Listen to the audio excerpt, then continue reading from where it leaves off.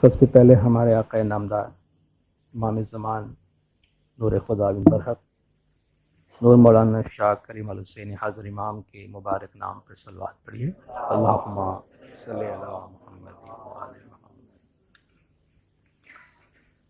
دیندارو، بیت الخیال کی مجلس میں اس وقت ہم شامل ہوئے ہیں۔ سرکار مولانا حاضر امام شاہ کریم الحسینی صلوات اللہ علیہ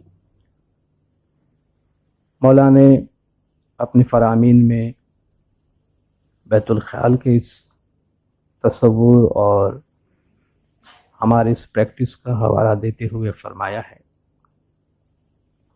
کہ اللہ تعالیٰ نے ہمیں جسم اور روح دو چیزوں سے بنایا ہے۔ انسان جب ختم ہو جاتا ہے تو جسم اس مٹی میں واپس چلا جاتا ہے جہاں سے خدا نے اسے پیدا کیا، مگر ہماری روح باقی رہتی ہے۔ اور صدیوں سے مسلمانوں نے روحانی ترقی کے لیے، روحانی پروگریس کے لیے کسی مرشد کی تعلیم کے ذریعے، مرشد کی تعلیم پر عمل کرتے ہوئے روحانی ترقی کی کوشش کی ہے۔ بیت الخیال کا تصور صرف اسماعیلی طریقے کے اندر ہی نہیں ہے، اگرچہ یہ نام شاید صرف بیت الخیال اسماعیلی طریقے کے اندر پائی جاتی ہو، لیکن یہ تصور پورے عالم اسلام میں موجود ہے، بلکہ اسلام سے باہر بھی موجود ہے۔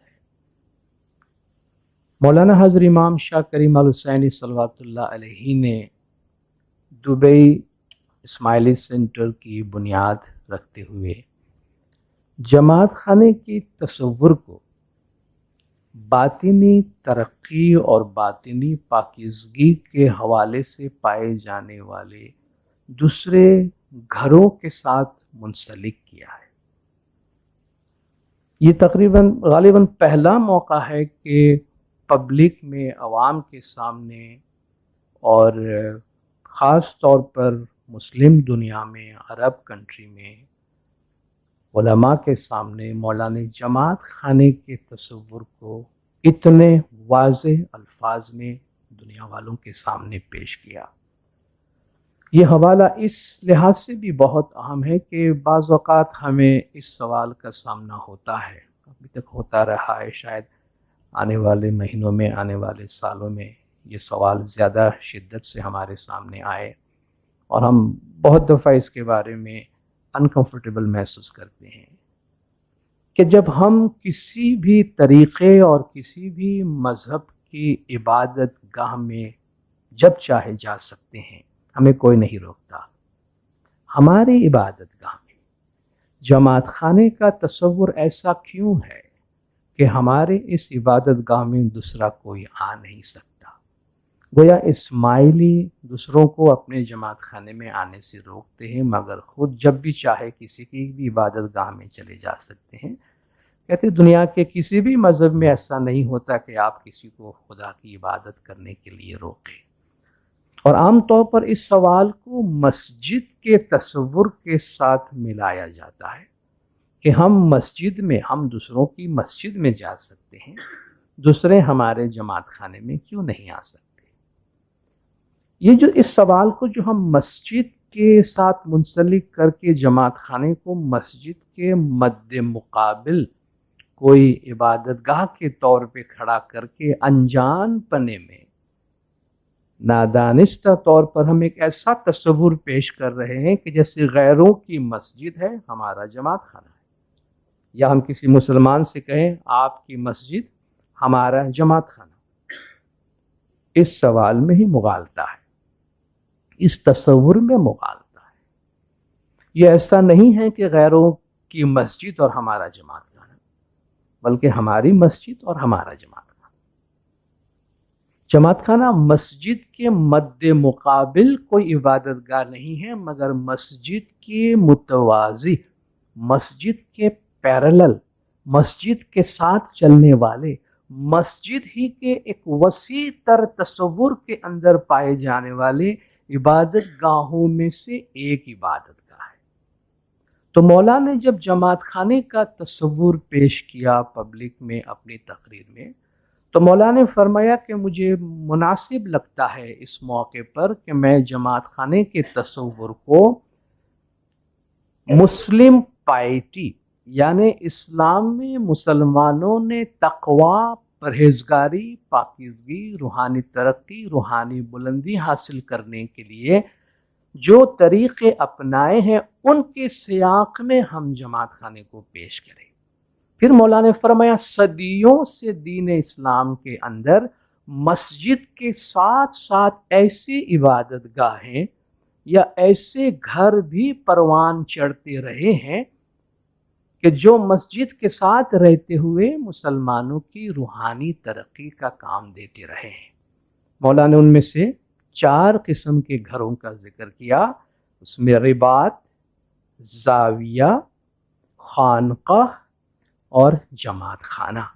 اور مولا نے فرمایا کہ یہ ہمارا جماعت خانہ، یہ اس عمارت کے اندر جو جماعت خانے کی جگہ ہے، یہ شیعہ امامی اسماعیلی مسلم کی مخصوص پریکٹس کے واسطے ایک خاص جگہ ہوگی۔ یہ زاویہ کیا ہے، رباط کیا ہے، خانقاہ کیا ہے، حسینیہ، امام بارگاہ، امام گاہ، امام باڑہ، یہ سب دین اسلام میں آپ دیکھیں یہ مسجد کے مد مقابل گھر نہیں ہے۔ ہم تاریخ کا مطالعہ کریں گے، جیسے مولا نے رباط کا ذکر کیا، رباط تاریخ میں شروع میں یہ ملٹری، فوجی، عسکری استعمال میں آنے والے گھر ہوتے تھے کہ جہاں فوجی ساز و سامان یا گھوڑے وغیرہ باندھتے تھے، اور رباط الخیل کا ذکر قرآن میں آیا ہے جہاں گھوڑے باندھے جاتے تھے۔ رفتہ رفتہ یہ تصور آگے بڑھا اور یہ رباط العباد یعنی عبادت کرنے والوں کے گھر کے نام سے یہ مشہور ہوا۔ یہ مسجد سے جداگانہ ایک گھر ہوتا تھا۔ آپ پوری تاریخ میں دیکھیں گے لوگوں نے مذہب کے ظاہر پہ عمل کرنے کے ساتھ ساتھ مذہب کے باطن اور مذہب کی روحانی تصور میں آگے سے آگے بڑھنے کی کوشش کی ہے۔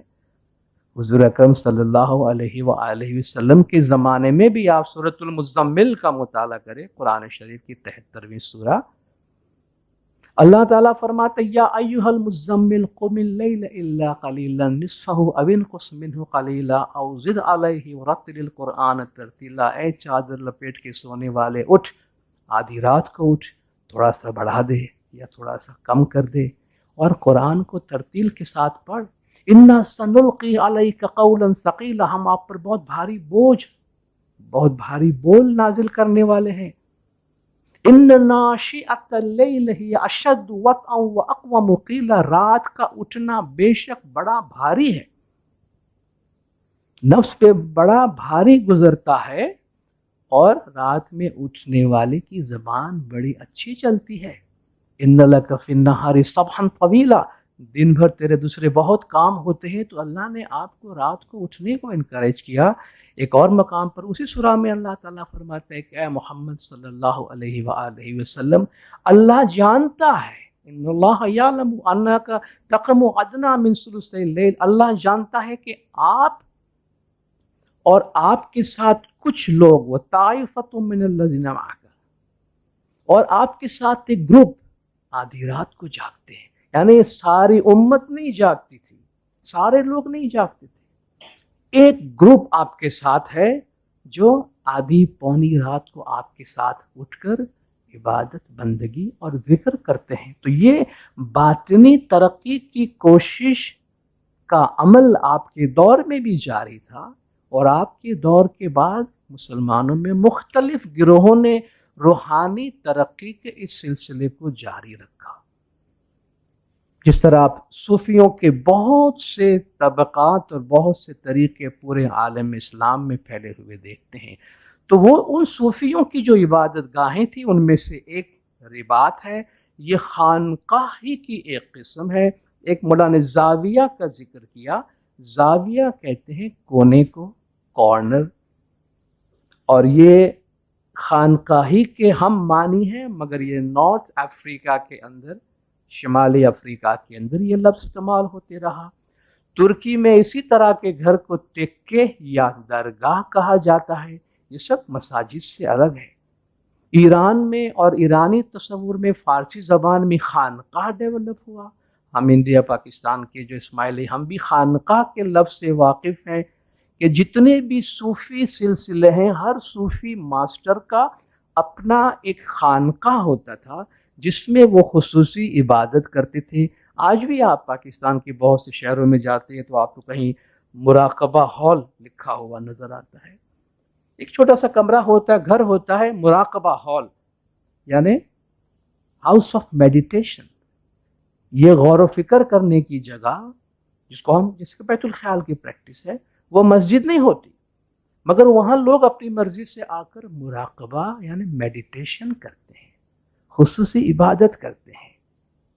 تو ہندو پاک اور ایران کے کانٹیکسٹ میں خانقاہ بہت مشہور رہا ہے. ان خانقاہوں میں ہر خانقاہ میں وہی شخص داخل ہو سکتا تھا جو اس خانقاہ کا جو مرشد ہے اس کا مرید ہوتا تھا اور اس کی بیعت کرتا تھا. تو یہ جو گھروں کا مولا نے ذکر کیا, اسی طرح حسینیہ, امام بارہ یا امام بارگاہ, یہ سب وہ جگہ ہیں جہاں جیسے کہ شیعہ حضرات ہیں وہ اپنے مذہب کی تعلیم اور امام مرید کے تعلقات کا ریلیشن شپ کے جو پریکٹس ہے, ذکر ہے, ماتم ہے, ذکر کی محفل ہے, مجلس ہے, وہ ان گھروں میں کیا کرتے تھے. اسی کیٹیگری میں جماعت خانہ آتا ہے کہ جب ہم عام مسلم میں اپنے آپ کو تصور کرتے ہیں لا الہ الا اللہ محمد رسول اللہ, تو مسجد ہمارا گھر ہے, سارے مسلمانوں کی عبادت کا گھر ہے, جو جہاں چاہے جا سکتا ہے. مگر جب آپ امیر المومنین علی اللہ کہہ کے مولا مشکل کشا مرتضیٰ علیہ صلوات اللہ علیہ کی امامت کو تصور کرتے ہیں تو ہم ان کی تعلیم کے دائرے میں آتے ہیں. جب حاضر امام کی امامت کو تصور کرتے ہیں ان کی تعلیم کے دائرے میں آتے ہیں. اور امام کی تعلیمات میں باطنی ترقی کی تعلیمات بھی ہیں. تو یہ گھر وہ ہیں جہاں امام کی تعلیمات پر ہم عمل کرتے ہیں. ظاہر ہے جو امام کو اپنا مرشد نہیں مانتا اس سے یہ توقع نہیں کی جا سکتی کہ وہ اس گھر میں آئے, یا ان کو یہ امید نہیں رکھنی چاہیے کہ ان کو اس گھر میں آنے دیا جائے, چونکہ عبادت ہر ایک کی خانگی ذاتی قسم کی, پرائیویٹ قسم کی جگہ ہوتی ہے, پرائیویٹ قسم کی عبادت گاہ ہوتی ہے. اور انہی عبادت گاہوں میں ہمارے اسی طریقے کے اندر جو روحانی بچے, مولا کے جو روحانی بچے خصوصی ترقی کرنا چاہتے ہیں, باطنی طور پہ روحانی طور پہ آگے بڑھنا چاہتے ہیں, امام زمان ان کو راہ بتاتے ہیں. امام زمان ان کو اسم کی بخشش دیتے ہیں, امام زمان ان کو بول کی بخشش دیتے ہیں جن کے ذریعے سے وہ روحانی ترقی کرتے ہیں. تو آج جس مجلس میں ہم شامل ہوئے ہیں اس کا یہ پس منظر ہے اور اس کی یہ تعلیم ہے. اور مولا نے فرمایا جو روحانی طور پہ آگے بڑھنا چاہتے ہیں وہ امام کے پاس آتے ہیں, امام سے تعلیم لیتے ہیں, امام ان کو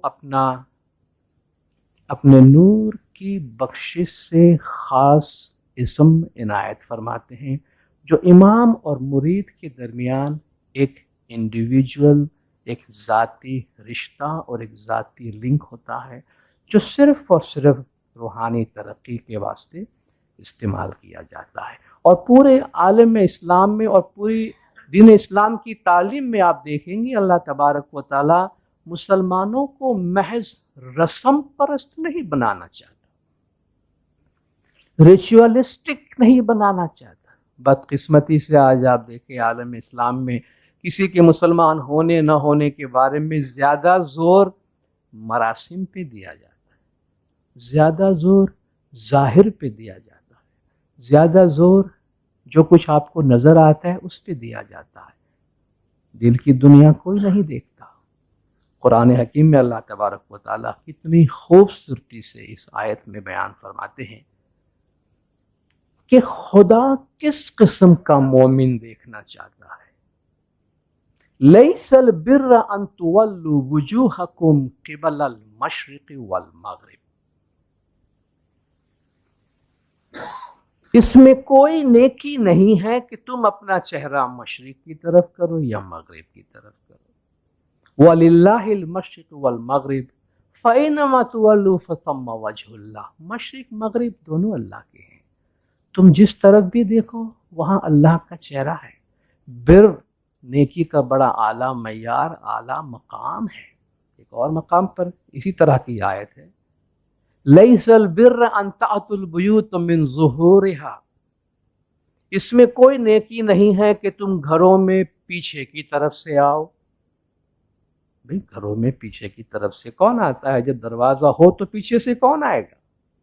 اس آیت میں بڑی حکمت ہے۔ لیس البر ان تأتوا البیوت من ظہورها ولکن البر من اتقى، بلکہ نیکی اس میں ہے جو تقوی اختیار کرے، جو بات ہم نے کل کی۔ وَأْتُوا الْبُيُوتَ مِنْ أَبْوَابِهَا، گھروں میں دروازوں سے آیا کرو۔ بھئی گھروں میں دروازے سے ہی تو آیا جاتا، اللہ تعالیٰ کو یہ فرمانے کی ضرورت پڑی کہ گھروں میں دروازے سے آیا کرو؟ پہلے دن ہم نے تعویل کا ذکر کیا تھا، اس میں ایک باطنی اور بہت اہم پیغام ہے۔ حضور اکرم صلی اللہ علیہ وآلہ وسلم نے فرمایا، انا مدینۃ العلم وعلی بابها، میں علم کا شہر ہوں، علی اس کا دروازہ ہے، اور علم کے شہر میں داخل ہونا ہے تو ادھر ادھر سے دیوار کود کے آنے کی کوشش مت کرو۔ وَأْتُوا الْبُيُوتَ مِنْ أَبْوَابِهَا، گھروں میں دروازے سے آیا کرو۔ مدینۃ العلم، علم کے گھر میں داخل ہونا ہے، علم کے شہر میں داخل ہونا ہے تو دروازے سے آؤ، مولا مشکل کشا مرتضی علیہ صلوات اللہ علیہ کے ذریعے سے آؤ۔ یہ خدا کا پیغام۔ لن تنالوا البر حتى تنفقوا مما تحبون، اب دیکھیں نیکی کی اللہ جتنی بھی بات کرتا ہے اس میں ظاہری صفات کا ذکر نہیں ہے، اندرونی صفات کا ذکر ہے۔ تم اس وقت تک نیکی کو نہیں پہنچ سکو گے جب تک اپنے پیارے میں پیارے چیز اللہ کی راہ میں صرف نہ کرو۔ وما تنفقون من شیء فإن اللہ بہ علیم، اور تم جو چیز بھی صرف کرتے ہو، خرچ کرتے ہو، اللہ تعالیٰ اس سے خوب واقف ہے۔ تو یہاں اللہ فرماتا ہے کہ لیس البر ان تولوا وجوہکم قبل المشرق والمغرب، اس میں کوئی نیکی نہیں ہے۔ لوگ شاید اس کو بہت بڑا مسئلہ بنا دے کہ آپ چہرہ کس طرف کرتے ہیں۔ اللہ فرماتا ہے کہ میرے نزدیک یہ کوئی مسئلہ نہیں ہے، اس میں کوئی نیکی نہیں ہے کہ تمہارا چہرہ مشرق کی طرف ہے یا مغرب کی طرف ہے۔ وَلَكِنَّ الْبِرَّ، نیکی کس میں ہے؟ اب اللہ نیکیاں گنواتا ہے۔ من آمن باللہ، جو اللہ کی ذات پر ایمان لائے، والیوم الآخر، آخرت کے دن پر ایمان لائے۔ ظاہر ہے جو آخرت کے دن پر ایمان لاتا ہے اس کے اعمال خود بخود کنٹرول ہو جاتے ہیں، اسے معلوم ہے کہ اسے اپنے اعمال کا ایک دن حساب دینا ہے۔ والملائکتی، اللہ کے فرشتوں پر ایمان لائے، والکتابی، اللہ کی کتاب پر ایمان لائے، والنبیین، اور سارے نبیوں پر ایمان لائے۔ اب نیکیاں اللہ گنواتا ہے۔ وَآتَ الْمَالَ عَلَى حُبِّهِ، اللہ کی محبت میں، کسی اور وجہ سے نہیں، اللہ کی محبت میں۔ آت المال علی حبہ، اللہ کی محبت میں مال خرچ کرتا ہے، مال دیتا ہے۔ ذوی القربہ، رشتہ داروں کو، یہ اللہ تعالیٰ ذمہ داریاں گنواتا ہے، اپنے رشتہ داروں کو دیتا ہے۔ والیتامى، یتیموں کو دیتا ہے۔ والمساکین، مسکینوں کو دیتا ہے۔ وابن السبیل، اور مسافروں کو دیتا ہے۔ والسائلین، اور مانگنے والوں کو دیتا ہے۔ وفی الرقاب، اور قیدیوں کو آزاد کروانے کے واسطے دیتا ہے۔ اب ہم اتنے سارے لوگوں کو کہاں ڈھونڈنے جائیں بھائی؟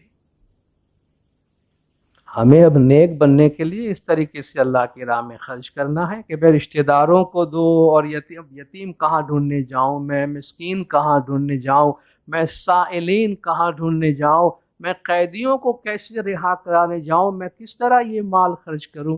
کوئی تکلیف کرنے کی ضرورت نہیں۔ ہمیں معلوم ہے کہ اللہ نے یہ ذمہ داری رسول اللہ صلی اللہ علیہ وآلہ وسلم پہ رکھی، اور آپ کے بعد یہ ذمہ داری زمانے کے امام کے پاس ہے۔ ہم جو بھی صرف کرتے ہیں فی سبیل اللہ زمانے کے امام کے حوالے کرتے ہیں. امام زمان کا راستہ سیدھا راستہ ہے. ہم اللہ کی محبت میں جو کچھ بھی دینا چاہتے ہیں زمانے کے امام کے سپرد کرتے ہیں، اور زمانے کے امام یہ اہم ترین فیصلہ کرتے ہیں. زمانے کے امام سب سے بڑے منصف ہے جو وقت زمانہ اور حالات کے مطابق فیصلہ کرتے ہیں کہ فی سبیل اللہ کون سی راہ بہترین ہے، جس پہ امام زمان یہ مال صرف کرتے ہیں. تو نہ تو ہمیں قیدیوں کو چھڑانے جانے کی ضرورت ہے، نہ سائلین کو ڈھونڈنے کی ضرورت ہے، اور نہ ہی سائلین کی حوصلہ افزائی کرنے کی ضرورت ہے، کیونکہ ہمیں نہیں معلوم صحیح سائلین، صحیح مانگنے والا کون ہے اور اس میں بناوٹی مانگنے والا کون ہے، ضرورت مند حقیقی طور پہ کون ہے کون نہیں. شاید ہم اس میں غلطی کر جائے. اس لیے خدا نے فرمایا خذ من اموالہم صدقۃ، آپ ان کے مال میں سے صدقہ لے لیجئے اور آپ اپنی دعاؤں سے برکات سے ان کے گھر کو آباد کر دیجئے. تو اللہ فرماتا ہے نیکیوں میں ایک یہ بھی ہے کہ آپ ان لوگوں کے درمیان مال صرف کریں، اپنے مال کو اللہ کی محبت میں صرف کریں. وَأَقَامَ الصَّلَاةَ وَآتَى الزَّكَاةَ، اور نیکی اس میں ہے کہ صلاۃ قائم کرے، خدا کو یاد کرے، زکوٰۃ ادا کرے. وَالْمُوفُونَ بِعَهْدِهِمْ إِذَا عَاهَدُوا، کیسی چیزیں ہیں جو اللہ تعالیٰ نیکیوں میں شمار کرتا ہے. عام طور پر انسان کسی کو مسلمان کہنے کے لیے جن چیزوں کو گنواتا ہے شاید بہت ہی کم ہی اس کا تذکرہ اس میں آتا ہے. وَالْمُوفُونَ بِعَهْدِهِمْ إِذَا عَاهَدُوا، جب کسی سے کوئی عہد کرے، جب کسی سے کوئی وعدہ کرے اس کا وفا کرے. جس طرح ہم نے بیعت کی ہے اس بیعت کو وفا کرے. بیت الخیال کے ممبران نے خصوصی عبادت کے لیے ایک عہد کیا ہے جس کو امام اپنے فرمان میں موٹا کانگوا واڑا کہتے ہیں یا بڑی بیعت والے. ایک بیعت تو وہ ہے کہ آپ امام کی مرید میں آتے ہیں، مریدی میں آتے ہیں، اس کے بعد جب پھر سے امام کے حضور میں جا کر کہتے ہیں کہ ہم خصوصی عبادت کی بخشش لینے آئے، ہم کریں گے، تو مولا فرماتے ہیں آپ بڑی بیعت والے ہیں. یعنی ایک تو مریدی کا بیعت، اور پھر آپ نے امام کے حضور میں حاضر ہو کر یہ قول دیا ہے کہ عبادت بندگی کریں گے. تو خدا فرماتا ہے جہاں آپ نے قول دیا ہے، جہاں آپ نے وچن دیا ہے، جہاں آپ نے وعدہ کیا ہے، عہد کیا ہے، اس عہد پر وفا کریں گے. وَالصَّابِرِينَ فِي الْبَأْسَاءِ وَالضَّرَّاءِ وَحِينَ الْبَأْسِ، اور جب تکلیف آئے، مصیبت آئے، تکلیف کی حالت میں، مصیبت کی حالت میں صبر کرنے والا. صبر کو بھی اللہ نیکی قرار دیتا ہے، اور صبر کو ایک اور جگہ پہ اللہ تعالیٰ نے مدد کا ذریعہ قرار دیا ہے. باقی چلو اور چیزوں سے تو انسان کو مدد مل جاتی ہے، مگر اللہ نے فرمایا وَاسْتَعِينُوا بِالصَّبْرِ وَالصَّلَاةِ، وَاسْتَعِينُوا بِالصَّبْرِ وَالصَّلَاةِ. جب مشکلات میں ہوتے ہیں، تکلیف میں ہوتے ہیں، اللہ تعالیٰ فرماتے ہیں دو چیزوں سے مدد مانگو. وَاسْتَعِينُوا بِالصَّبْرِ وَالصَّلَاةِ إِنَّهَا لَكَبِيرَةٌ إِلَّا عَلَى الْخَاشِعِينَ. یہ دو چیزیں بہت مشکل ہے سوائے ان لوگوں کے جو عاجز ہیں، جو گریہوزاری کرتے ہیں، جو ہمبل ہیں، جو ہیوملٹی سے چلتے ہیں. صلاۃ ہماری عبادات آ جاتی ہیں، ہماری دعائیں آ جاتی ہیں. یہ صبر وَاسْتَعِينُوا بِالصَّبْرِ، مشکل حالات آ گیا ہے، مشکل حالات میں گھر گئے ہیں، خدا کی ذات پہ بھروسہ رکھو، پینک نہ ہو جاؤ، ہراساں نہ ہو جاؤ، صبر کرو، اللہ کے قانون پہ بھروسہ کرو. کہتے ہیں اللہ کی چکی بہت آہستہ پیستی ہے، اللہ کی چکی بہت آہستہ چلتی ہے مگر بہت باریک پیستی ہے. اللہ کی چکی چلتی آہستہ ہے مگر پیستی بہت باریک. یعنی اللہ کا اپنا ایک ٹائم ہے، قدرت کا اپنا ایک وقت ہے. صبر کا مطلب یہ ہے اللہ کے قانون اور اللہ کے انصاف پہ بھروسہ کر کے اپنے وقت کا انتظار کرو اور اس سے دعائیں مانگتے رہو، مایوس نہ ہو جاؤ. وَاسْتَعِينُوا بِالصَّبْرِ وَالصَّلَاةِ.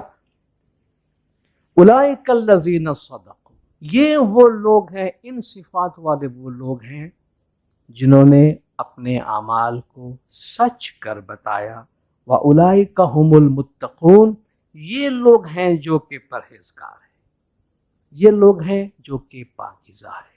تو قرآن شریف میں اللہ تبارک و تعالی جو حکم دیتا ہے اور ہم سے جو اعمال خداوند تعالی انجام دلوانا چاہتا ہے، ہمارے اس پورے وجود پہ اللہ تعالی کوئی نہ کوئی حکم، کوئی نہ کوئی فرض نافذ کرتا ہے۔ خدا نے ہمیں عقل دی ہے تو عقل پہ کچھ کام رکھا، خدا نے ہمیں جسم دیا ہے تو جسم پہ کچھ کام ہے، خدا نے ہمیں روح دی ہے تو روح پر کچھ کام ہے، خدا نے ہمیں دل دیا ہے تو دل پر کچھ کام ہے۔ کام کیا ہے؟ ان تمام چیزوں کو پوری کائنات کے ساتھ ہم آہنگی میں لے آؤ، تاکہ جس طرح پوری کائنات مسلمان ہے اس طرح تم بھی مسلمان بن جاؤ۔ زبان سے کہہ بھی دیا لا الہ تو کیا حاصل، دل و نگاہ مسلمان نہیں تو کچھ بھی نہیں۔ صرف لا الہ الا اللہ محمد رسول اللہ، اللہ فرماتا ہے یہ کافی نہیں ہے۔ اف غیر اللہ، خداوند تعالیٰ کی طرف وہ کون سا دین چاہتے ہیں؟ افغیر دین اللہ یبغون وَلَهُ أَسْلَمَ مَنْ فِي السَّمَاوَاتِ وَالْأَرْضِ، یہ اللہ کے دین کے سوا کوئی اور دین چاہتے ہیں، جبکہ زمین و آسمان کی سب چیز مسلم ہو کر چاہتے ہوئے نہ چاہتے ہوئے اللہ کے حکم پہ چل رہے ہیں۔ تو اللہ فرماتا ہے جب پوری کائنات مسلم ہے تو انسان اور کون سا دین چاہتا ہے؟ تو اسلام کوئی رسمی دین نہیں، اسلام کوئی زبان سے کہنے والی چیز نہیں۔ اللہ تعالیٰ فرماتا ہے جس طرح پوری کائنات اس کے حکم کے تابع ہے، تم بھی اس کے حکم کے تابع ہو جاؤ، تمہارے 24 گھنٹے اس کے حکم کے تابع رہے، تمہارا پورا وجود اس کے حکم کے تابع رہے۔ اور ہم انہی حکم میں سے چند کا تذکرہ کریں گے، کس طریقے سے ہم اپنے آپ کو ایک عملی مسلم بناتے ہوئے 24 گھنٹہ ہمارا وجود ایک حقیقی اسلام کا پیکر بن کے ہماری زندگی میں ہمارے ساتھ چلے۔ ہمارے وجود پہ اللہ تبارک و تعالیٰ نے جو ذمہ داریاں ڈالی ہیں، ہمارا جسم ہے، جو وقت اللہ نے دیا ہے، اللہ فرماتا ہے اس میں سے تھوڑا سا وقت فارملی رسماً تم عبادت بندگی میں صرف کرو۔ بعض اوقات ہم کہتے ہیں یہ ساری وہی باتیں ہیں جو ہم کل بھی بات کر رہے تھے، بچوں کے ساتھ بھی ہم تذکرہ کر رہے تھے کہ بھئی یہ روزانہ عبادت گاہ میں جانا اور روزانہ واعظ و نصیحت سننا یا ہفتے میں ایک دفعہ واعظ و نصیحت سننا، یہ ڈیلی جانا صبح شام عبادت بندگی کرنا، کیا مطلب ہے اس کا، کیا فائدہ ہے؟ تو دو دوست آپس میں بات کر رہے تھے، ایک دوسرے دوست سے پوچھتا ہے کہ بھائی یہ تو سالوں سے مسجد میں جاتا ہے، مولوی صاحب کا واعظ سنتا ہے، تقریریں سنتا ہے، کیا فرق پڑا ہے تیرے اندر؟ 20 سال سے میں دیکھ رہا ہوں تو چکر کاٹ رہا ہے مسجد، کیا فرق پڑا ہے تیرے اندر، کیا فائدہ ہوا ہے تجھ میں؟ بعض اوقات چھوٹی چھوٹی مثالوں میں بہت بڑی نصیحتیں ہمارے لیے، کیا فرق پڑا تجھ میں؟ تو اس نے سامنے پوچھا کہ بھائی تو اپنے گھر جاتا ہے روزانہ، اپنے فیملی کے ساتھ وقت گزارتا ہے؟ کہاں گزارتا ہوں، فیملی کے ساتھ ہی رہتا ہوں۔ تیری ماں تجھے کھانا پکا کے کھلاتی ہے؟ بولے سالوں سے کھلاتی ہے، سالوں سے کھلاتی ہے،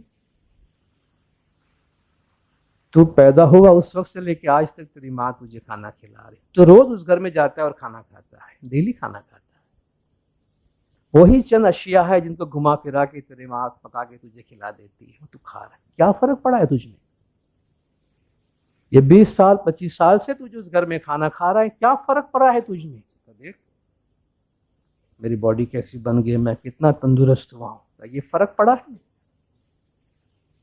تو ایک گوشت کا لوتھڑا پیدا ہوا تھا، ایک چھوٹا سا بچہ، تیری ماں نے روز دودھ پلا کر کھلا کر تجھے ایک مکمل انسان بنایا ہے۔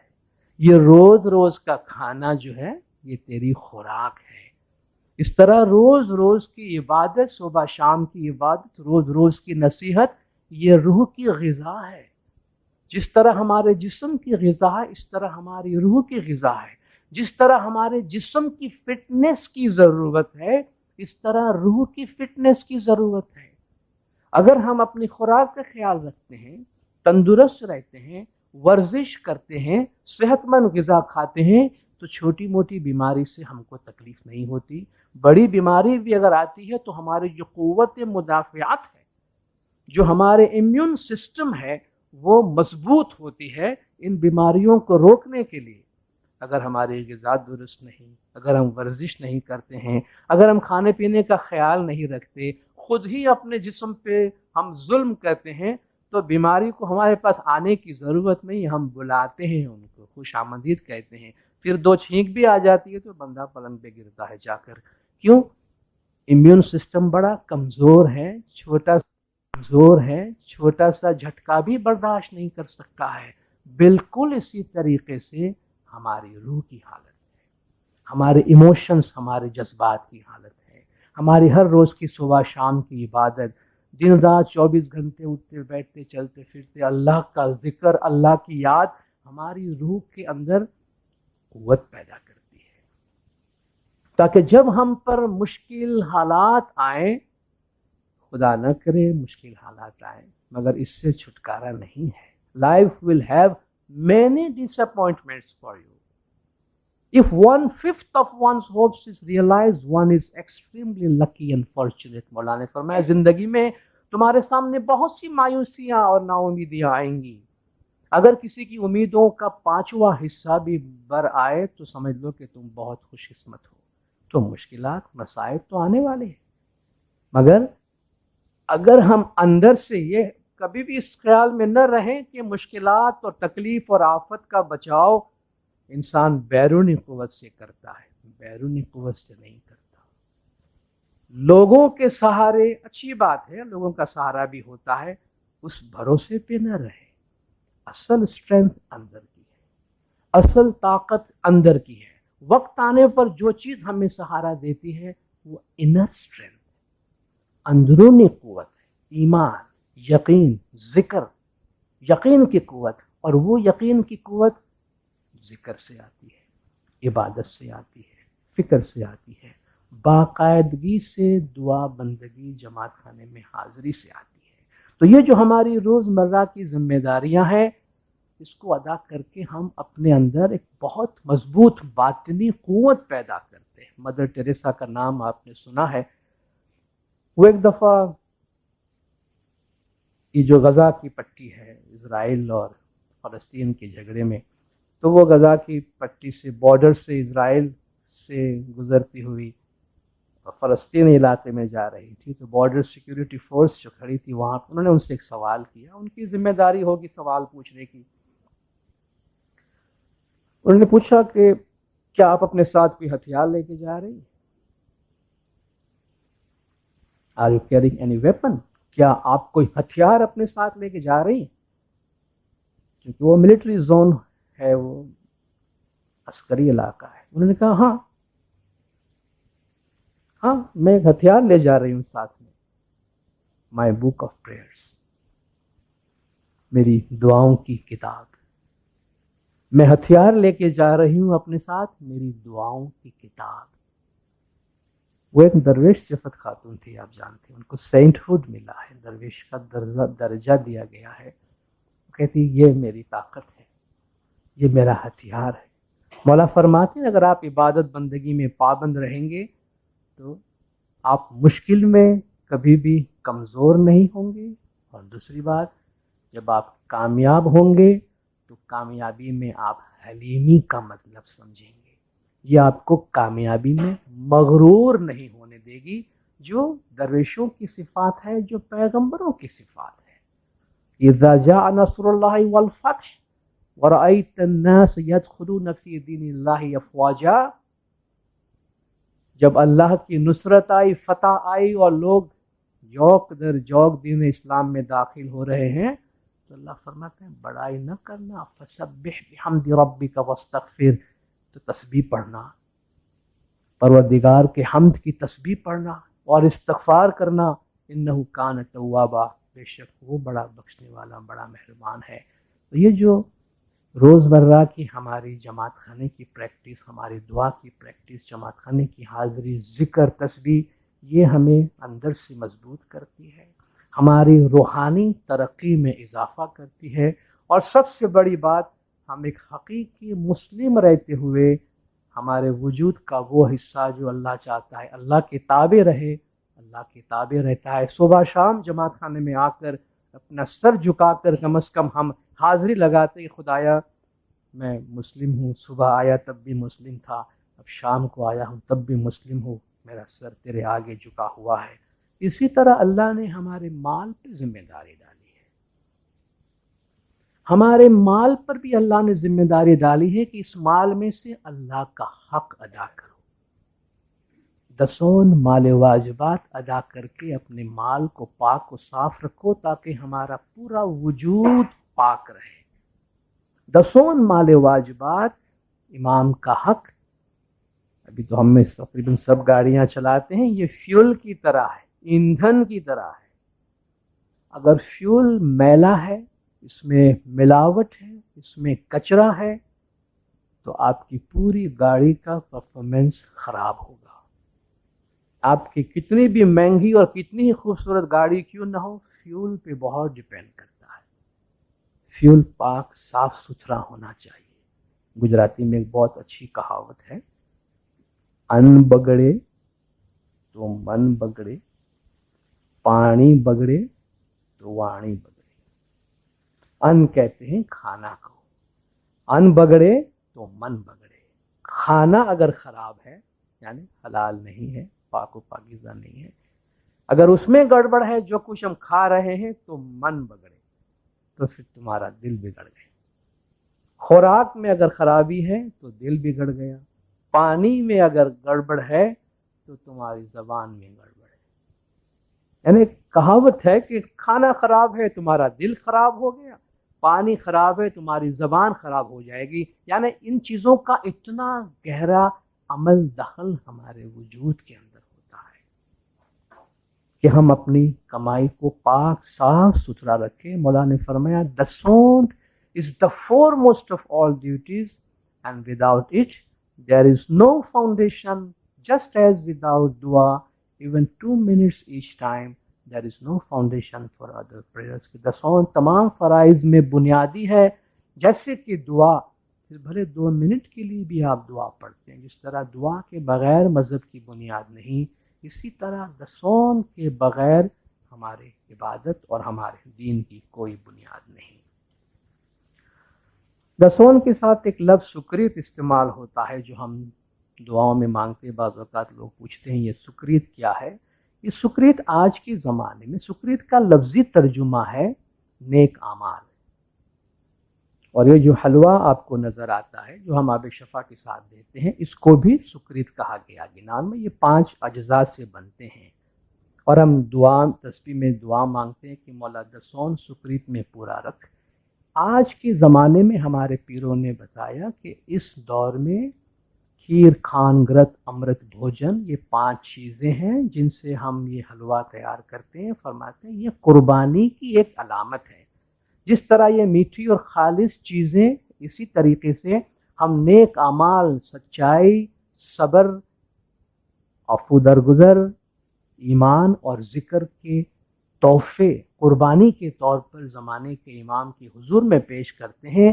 काम, क्रोध, लोभ, मोह, मद यानी नफसानी ख्वाहिशात, गुस्सा, लालच, दुनिया पर फरेफ्तगी और घमंड और तकब्बुर, इन चीज़ों को तर्क करने की कुर्बानी के तौर पर ये अलामतें हैं। ये जमात की तरफ से तैयार की जाती है और जमात को इसमें शामिल होने के लिए अपनी तरफ से कुछ न कुछ नजराना ज़रूर देना चाहिए। इसलिए हमें ये दुआ में ये बात बताई गई है कि मौला जब जमात को दसौं में और सुक्रीत में पूरा रखना, ये जो नेक आमाल का एक तोहफ़ा हम ज़माने के इमाम के हुजूर में पेश करते हैं, इसमें तमाम जमात को एक नजराने के तौर पर शरीक होना एक लिहाज से बहुत ही ज़्यादा اچھا سمجھا جاتا ہے، معقول بات سمجھی جاتی ہے، جس کی کہ تعلیم دی جاتی ہے۔ ایک اور اہم ویلیو جو ہمارے طریقے کی اور ہمارے امام زمان کی ہدایات کی روشنی میں ہمارے پاس موجود ہے، اس کا میں حوالہ دینا چاہوں گا۔ خدا نے قرآن شریف میں بھی اس کو بہت اہمیت دی ہے، اور ہمارے پوری زندگی میں یہ چیز ہمارے ساتھ رہتی ہے، اور وہ ہے ہماری فیملی، خاندان۔ اللہ تبارک و تعالیٰ نے قرآن شریف میں خاندان کو بڑی اہمیت دی ہے۔ مولانا حضرت امام شاہ کریم الحسینی صلوات اللہ علیہ مولانا نے اپنے فرمان میں فرمایا کہ آپ اپنی زندگی میں اپنے سامنے کچھ آبجیکٹیوز، کچھ اہداف، کچھ ہدف مقرر کریں، اپنے مذہب کی پریکٹس کی آبجیکٹیوز، صراط مستقیم کی آبجیکٹیوز۔ اسی کے ساتھ ساتھ مولانا نے فرمایا objective of a United family, مل جل کر رہنے والے، پیار محبت سے رہنے والے، آپس میں محبت سے رہنے والے خاندان کی آبجیکٹیو اپنے ساتھ میں رکھو۔ قرآن حکیم میں اللہ تبارک و تعالیٰ فیملی، مرد عورت کا رشتہ، خاندان کا رشتہ، خدا نے اس کو معجزہ قرار دیا ہے، اپنی آیات کا حصہ قرار دیا۔ وَمِنْ آيَاتِهِ أَنْ خَلَقَ لَكُم مِّنْ أَنفُسِكُمْ أَزْوَاجًا، اللہ فرماتا ہے میری آیات میں سے، میری معجزات میں سے ایک معجزہ یہ ہے کہ ہم نے تمہارے لیے، تم ہی میں سے تمہارا ایک جوڑا بنایا ہے، مرد کے لیے عورت، عورت کے لیے مرد، لِتَسْكُنُوا إِلَيْهَا، تاکہ تم اس میں سکون حاصل کرو، تم کو اس میں آرام اور راحت ملے۔ وَجَعَلَ بَيْنَكُمْ مَوَدَّةً وَرَحْمَةً، اور تم دونوں کے درمیان ہم نے محبت اور رحمت پیدا کی ہے۔ اللہ تعالیٰ نے محبت اور رحمت کا یہ رشتہ بنایا ہے۔ یا ایھا الناس اتقوا ربکم الذی خلقکم من نفس واحدۃ، اس اللہ سے ڈرو جس نے تم سب کو ایک ہی نفس سے پیدا کیا ہے، وخلق منھا زوجھا، اور اسی میں سے اس کا جوڑا بنایا، وبث منہما رجالا کثیرا ونساء، اس میں سے بہت سے مرد، بہت سی عورتیں پھیلا دی۔ اللہ فرماتا ہے یہ میرے معجزات ہیں، اور مرد اور عورت دونوں کی تعلقات اور دونوں کی ذمہ داری کے متعلق اللہ تعالیٰ کتنی خوبصورتی سے قرآن میں فرماتا ہے۔ ہن لباس لکم وانتم لباس ہن، ہن لباس لکم وانتم لباس لہن، مردوں سے کہا جا رہا ہے وہ عورتیں یعنی تمہاری بیویاں تمہارے لباس ہیں اور تم ان کے لباس ہو۔ لباس آدمی زینت کے لیے بھی پہنتا ہے، اور لباس انسان ستر پوشی کے لیے بھی اپنی شرم کو چھپانے کے لیے بنیادی طور پر پہنتا ہے۔ تو خداوند تعالیٰ فرماتا ہے تم دونوں مرد اور عورت ایک دوسرے کی شرم، عزت، آبرو کی حفاظت کرنے کے لیے بنائے گئے ہو۔ تم ایک دوسرے کے لباس ہو، ایک دوسرے کے عیب کو ڈھانپنے والے ہو۔ خاندان میں بہت سے کیریکٹرز ہیں۔ ایک کپل کی شادی ہوئی اور شادی کے چند مہینے بڑے اچھی طرح گزرے، دونوں بڑے سمجھدار قسم کے تھے۔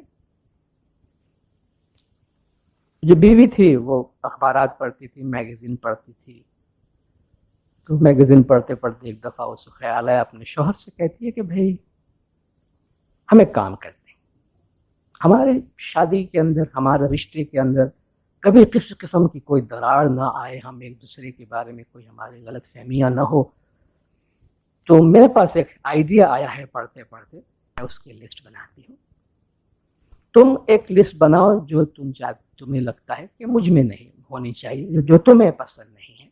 کل صبح ناشتے کے ٹیبل پہ ہم بیٹھیں گے اور اپنی اپنی لسٹ دیکھیں گے کہ وہ کون کون سی چیزیں ہیں جو میں چاہتی ہوں کہ تم چینج کرو اپنے اندر، اور وہ کون سی چیزیں جو تم چاہتے ہو کہ میں تمہیں پریشان کرتی ہوں، تاکہ ہم بالکل دونوں ایک جیسے ہو جائے، دونوں کو کسی سے کوئی شکوہ شکایت نہ رہے۔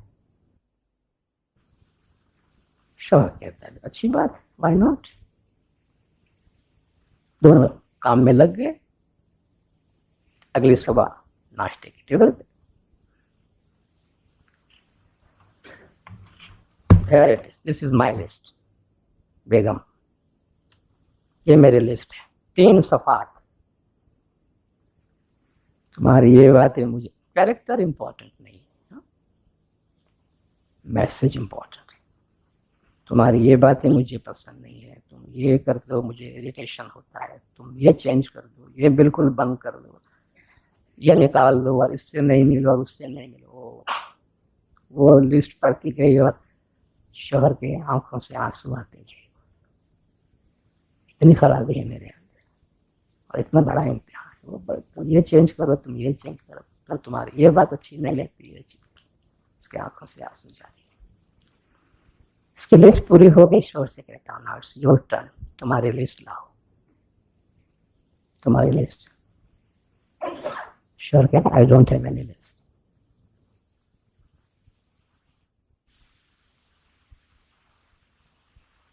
لیے پرفیکٹ ہو. میں نہیں سمجھتا کہ مجھے یہ حق حاصل ہے کہ میں اللہ کی بنائی ہوئی تخلیق سے کہوں کہ میری مرضی کے مطابق بدل جاؤ. کیریکٹر امپورٹنس نہیں. آپ یہ سمجھ لیجئے مرد نے لسٹ بنایا, عورت نے نہیں بنائی, اور عورت نے یہ کہا کہ میں کون ہوتی ہوں کہ آپ کو اپنی مرضی کے مطابق بدلنے والی. اصل میسج اس میں یہ ہے کہ انسان کو اس کی تمام تر خامیوں کے ساتھ ایکسپٹ کرنا چاہیے. دنیا میں کون آدمی ہے, کون مرد کون عورت جو کہے کہ وہ پرفیکٹ ہے, یا وہ کہے کہ اسے اس کا آئیڈیل ملا ہے. آئیڈیل خیالات میں ہوتے ہیں, پریکٹس میں نہیں ہوتے ہیں. ہم خیالی دنیا میں اور میڈیا کی دنیا میں بہت چمک دمک دیکھتے ہیں. وہ سپنوں کی دنیا ہے, وہ میڈیا کی دنیا ہے, ریئل نہیں ہے.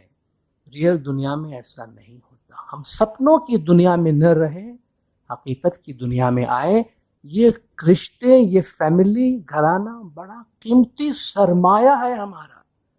زندگی کچھ سے کچھ ہو جائے, زندگی میں سب سے زیادہ جو لوگ کام آنے والے ہیں فیملی ہے. A man borns in the family and dies in the family. ایک بچہ پیدا ہوتا ہے تو خاندان میں ہوتا ہے, سب فیملی والے آس پاس ہوتے ہیں.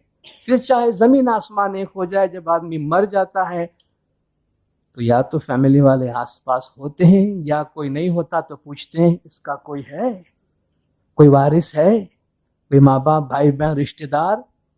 اب دیکھیں اس وقت بھی کوئی خدا نہ خواستہ کہیں کسی کا حادثہ ہوتا ہے تو آپ کس کو انفارم, کس کو ڈھونڈتے ہیں؟ فیملی. یہ بانڈ, یہ رشتہ اللہ کا بنایا ہوا ہے, میرا اور آپ کا بنایا ہوا نہیں ہے. اس کا احترام ہونا چاہیے, اس کے رسپیکٹ ہونی چاہیے. لوگوں کو کریکٹ کرنے کی بجائے لوگوں کو انکریج کریں. جو جیسا خدا نے جس کو جیسا بنایا ہے اس کو اسی طرح ایکسپٹ کرنے سے ہماری زندگی کے بہت سے بوجھ ہلکے ہو جاتے ہیں. ماں باپ کی رسپیکٹ, ماں باپ کا احترام. میرے خیال سے کوئی بھی اولاد ماں باپ کا ان پر جو احسان ہے, ماں باپ نے جو قربانیاں بچوں کے لیے دی ہیں, دنیا کی کوئی بھی بچے اس وقت تک ریئلائز نہیں کر سکیں گے جب تک کہ خود ماں باپ نہ بنے اور اپنی اولاد کے لیے قربانیاں دیں. تب ان کو پتا چلے گا کہ یہ میرے ماں باپ بار بار ڈوز اینڈ ڈونٹس کیوں کرتے تھے, یہ کرو یہ نہیں کرو. آج مجھے پتا چلتا ہے کہ میں اپنی اولاد کے لیے راتوں کی نیند حرام کرتا ہوں, میں اپنا خود نہیں کھاتا, اولاد کو دیتا ہوں, میں اتنی فکر کرتا ہوں.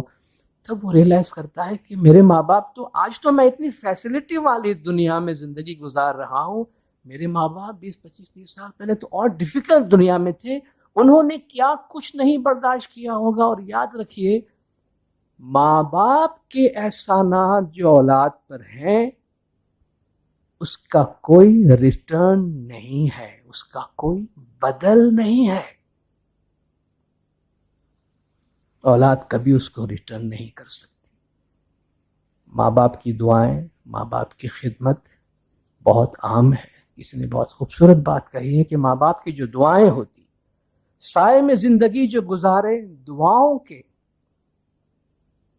سائے میں زندگی جو گزارے, دعاؤں کے بچے اداس ہوتے نہیں ایسی ماؤں کے. ایسی ماؤں کے بچے اداس نہیں ہوتے کبھی جو اپنی زندگی ماں باپ کی دعاؤں کے سہارے گزارتے. اور ماں باپ کی دعاؤں کے لیے ماں باپ کی خدمت اہم ہوتی ہے, ماں باپ کا احترام اہم ہوتا ہے. ہم اس کو شاید زندگی میں بہت دیر سے جا کے ریئلائز کرتے ہیں, مگر یہ قدرت کا دیا ہوا ایک رشتہ ہے. گھروں میں بزرگوں کا احترام, ماں باپ کا احترام, اور ماں باپ کی ذمہ داریاں جو کہ ان کی اپنی اولاد کے واسطے ہیں. قدرت نے اگر اولاد دی ہے تو اس کے ساتھ فرائض بھی آتے ہیں, ان کے ساتھ فرائض بھی آتے ہیں. ماشاءاللہ قدرت نے ہم میں سے بہتوں کو مالی طور پر بہت اچھی حالت میں رکھا ہے. ہم بڑے آسودہ زندگی گزارتے ہیں, ہمارے آس پاس ہم ایک اچھی ماحول میں زندگی گزار رہے ہیں. ہمارے پاس ہمارے بہت سے کام سنبھالنے کے لیے نوکر نوکرانیاں ہوتی ہیں.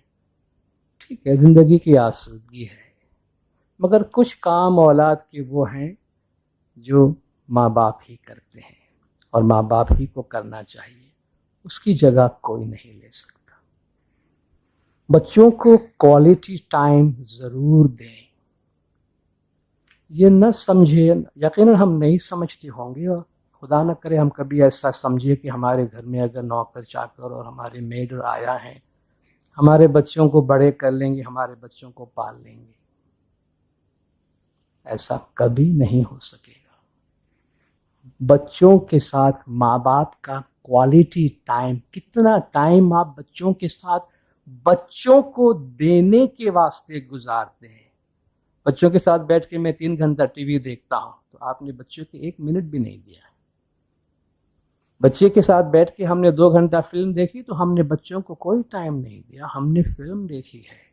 وہ کوانٹیٹی ٹائم ہے آپ کا, گنتی کا, کوالٹی نہیں. مولانا حضرت امام شاہ کریم الحسینی صلوات اللہ علیہ جو مولا کے جسمانی بچے پیدا ہوئے تھے, پرنس حسین, پرنس رحیم, پرنس زہرا, حضرت امام تو ٹریولنگ کو جاری رکھے ہوئے تھے غالباً کئی جماعت خانوں میں, اور مجھے یاد ہے شاید بنگلہ دیش میں مولا تشریف لائے.